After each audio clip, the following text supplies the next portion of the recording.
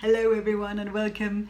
It's time to talk about that one thing that's probably the most important one for both staff and visitors when it comes to creating and producing exciting learning experiences, interpretation and storytelling, and that is that of psychological safety. The thing about psychological safety is that I think we all crave it, we all try to create it, we all want it, but when it is not there, the one thing that replaces it is fear.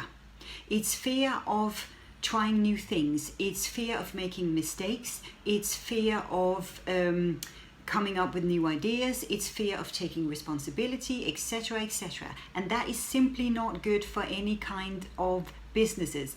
But it's especially not good for a sector that revolves around generating good ideas for visitors and that rely so solely on visitors and audiences.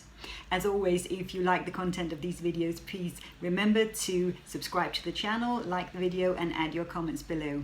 Let's just have a look at why it is psychological safety is so important and what it impacts, because I think it impacts more than we actually realize.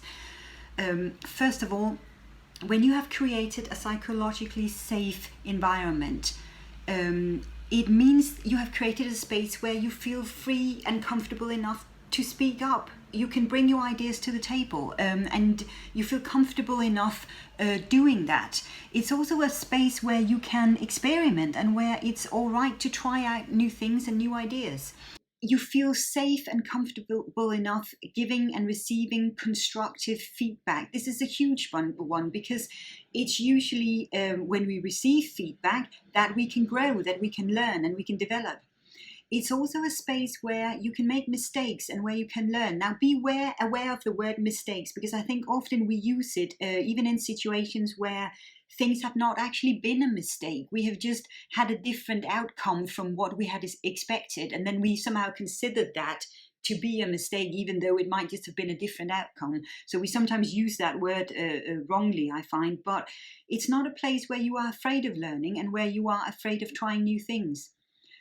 Asking for help is a huge one, because we simply don't ask for help if we don't feel safe to do so. I think probably the hardest words to speak for anyone is "I need help." That's probably the hardest sentence for anyone to utter. So if you can create a space where it's okay to ask for help when you need it, that's a psychologically safe one.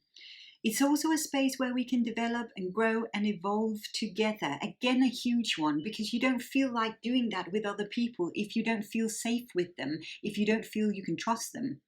It's also a space where we take joint responsibility. You are not trying to put your responsibility on someone else's shoulder or not taking it on yourself. We do something together. It's very much a we approach, and we take responsibility for what we do, for the way we learn, and for our development, essentially, for the way we grow together. I don't think that people actually realize just how much psychological safety or the lack of same impacts. And this is definitely something we need to talk more about, I think, but it has a huge impact on every single factor of what you do. I think the most obvious one probably is, of course, your work environment and the atmosphere. Is this a good, positive or negative work environment? But that also impacts your creativity, essentially your brainstorm and idea generation. Do you bring new ideas forward? How safe do you feel in being creative? I think for most people, they really need trust and they really need to feel safe in the environment they work in before they can start being really creative. So this is a huge one.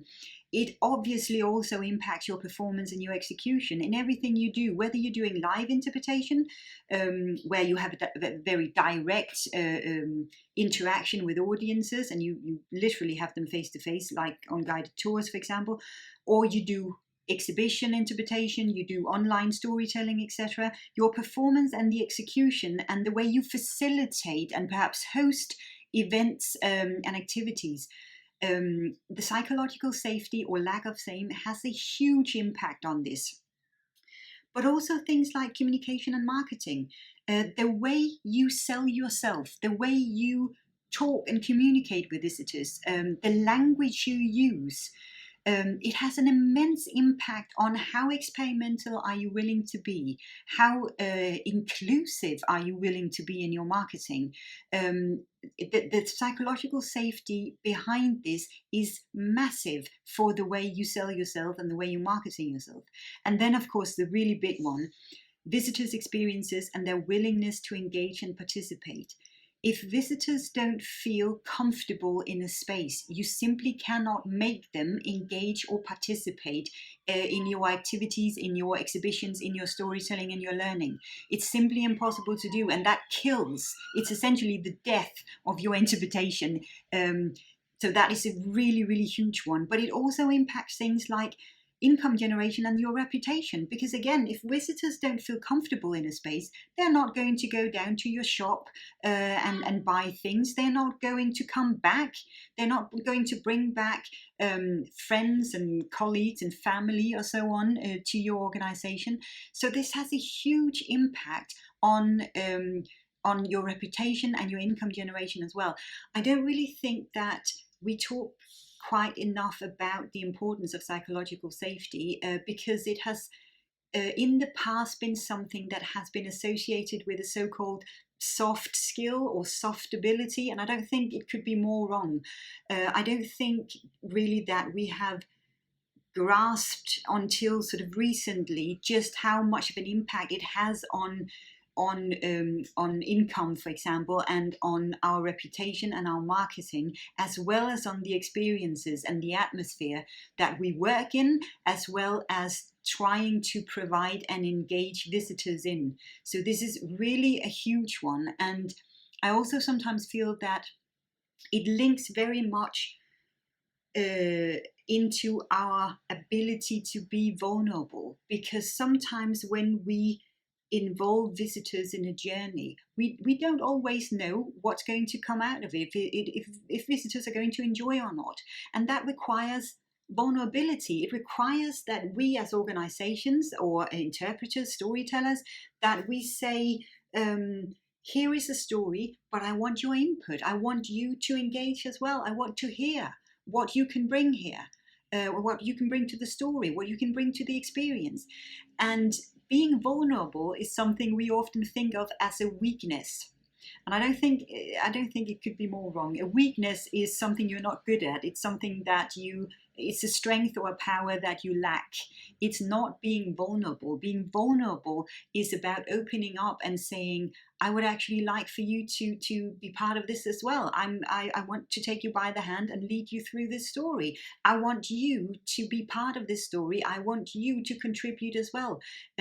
I want us to share this together and to create this together. That requires vulnerability. And it requires, first of all, that you as an organization, as a person, as a storyteller, that you are open to input, and that you are open to letting people and visitors get involved in your story. It can be scary, yes, it can be daunting, but I think there is a huge amount of creativity to be gained from that. And if we really want to produce good storytelling, engaging interpretation, it's something we have to do. It has to be there. And it all starts with psychological safety, I feel. I would be really, really interested in knowing how you go about this, what your experiences are. Do you have good, bad experience around psychological safety, what it meant for you in your work in an organization, but also what it meant for your visitors, what it meant in your collaboration with external partners, for example, what came out of it. It would be so great to share some experiences around this. So please do add your comments below.